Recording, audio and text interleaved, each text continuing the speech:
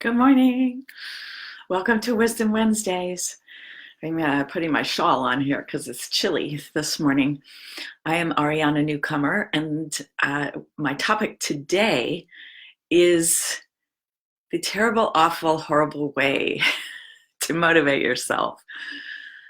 I am a Dove Oracle Priestess, certified biofield tuning practitioner, and spiritual mentor.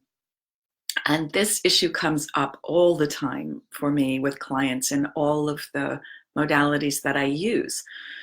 We have really pretty much all been taught to use negative judgment as a motivator, not only for other people, so let's make somebody feel bad or ashamed as a way to get them to change, but as a way to motivate ourselves. Let's make ourselves feel really bad and awful and wrong, and that will get us to do something better. That will get us to change. It actually doesn't work.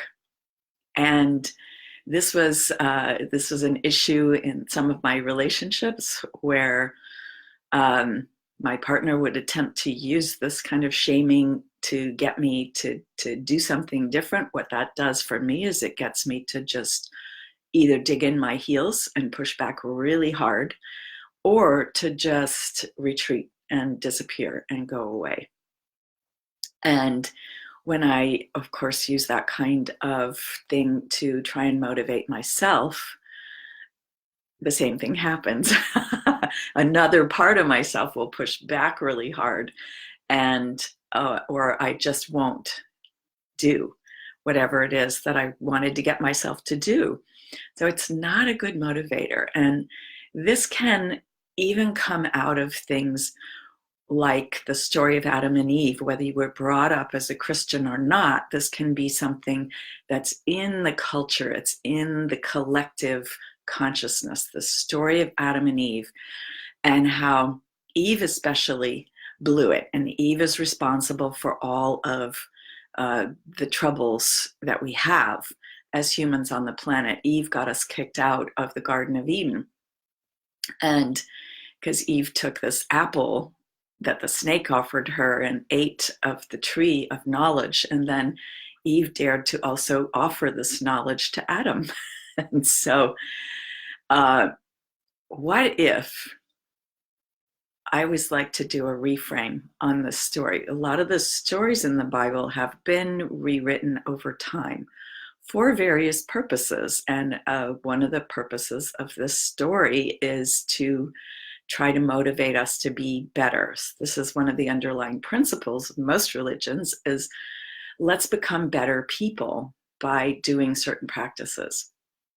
Unfortunately, many of them have been very distorted over time from the original teachings. So what if what happened with Eve was, since the snake was sacred to the goddess, the snake as an aspect of the goddess invited Eve to eat of the fruit of the tree of knowledge, and then Eve was invited to then share this knowledge with her mate, with Adam. So what if that was what it was? So this thing that we do to ourselves is not loving. It's not loving to ourselves, especially. And when we give ourselves more love, then we can actually have more love to give to others. So a foundational practice for us, especially as we're doing spiritual work, is to do the self-love practice, and to stop using this you should, this judging, harsh, critical voice to try and motivate ourselves. Part of the work that I do with clients is to come into alignment with our inner parts, and to do a dialogue that helps us uncover, okay, what is the positive purpose of my inner part? So I don't ever call the inner judge or inner critic a saboteur, for instance, because of course, that part does have a positive purpose, which is to try and help us to do things better, to be better, to move forward.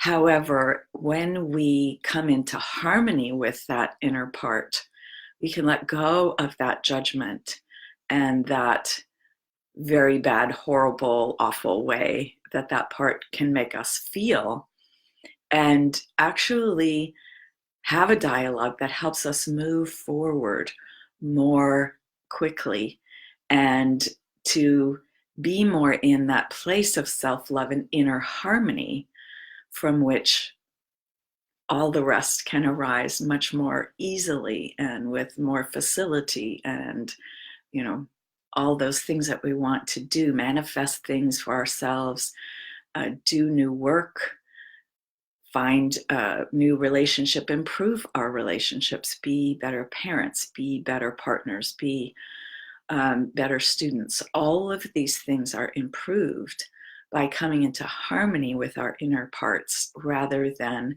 continuing to use the negative, harsh, judgmental way to try and motivate ourselves. And biofield tuning is actually a beautiful way to help create this harmony, because the tuning forks in the field can actually uncover or elucidate the distortions in the signal, in our energy signal, that come from that judgment, that collective idea, those collective ideas. And we can actually come in with that stuff as babies. Those of you who are parents know that our babies come in with their personalities, and there's certain ways in which we can help shape them, but they come in already as who they are. So they're not a blank slate that we just form or distort in parenting. So the tuning fork actually can help to give the body the opportunity to retune itself. So the body kind of scans and pays attention to, oh, the tuning fork is showing me that here's a place in my field that has distortion, that has noise in the signal that doesn't belong. And I can use the tuning fork to then tune myself so that I come into greater harmony. And so using sound in many ways, so there are many other forms of sound healing. Biofield tuning is one that I happen to do that I just love. I'm having such a delightful time using this modality. But other forms of sound healing can help us do this as well. And last week, I spoke about using music consciously. And this is one of the ways that we can also help to tune ourselves, is to consciously use music to help us to shift our mood, to shift our energy level, and to also help clear our field. Our own voice is also a way that we can clear our own energy, as I've discovered in working with voices for many years. Our habits of speech actually hold those energetics of holding us back. So when we hold our voices back, we're holding ourselves back.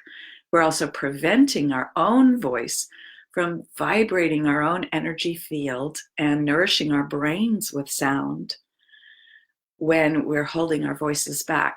So many of these old stories that we have grown up with or that we came in with, like that cultural story of Adam and Eve, can really be shifted when we consciously use our own voice, when we use tuning forks, when we use already recorded music. All of those are ways that we can use sound to help tune ourselves and create more harmony and more coherence.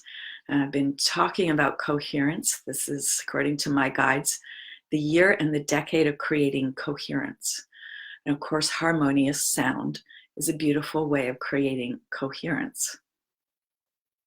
So I'd love to talk with you about how biofield tuning and spiritual mentoring can help you. One of the things that we do in biofield tuning is help clear these cultural constructs that live in our energy fields as kind of distortions or noise in the signal of our electromagnetic selves. And it's a wonderful way to do this. So I'm going to pop a link into the comments, and you can book a time to talk with me about biofield tuning, spiritual mentoring, or the Wise Women Immersion, my group program, in which we also do this inner parts work. So here's to letting go of the terrible, awful, horrible way to motivate yourself, coming into greater self-love, and being able to release and let go of these cultural constructs and stories that we have had, and come into our greater coherence and harmony from which we can then flourish and thrive in our lives. See you next time.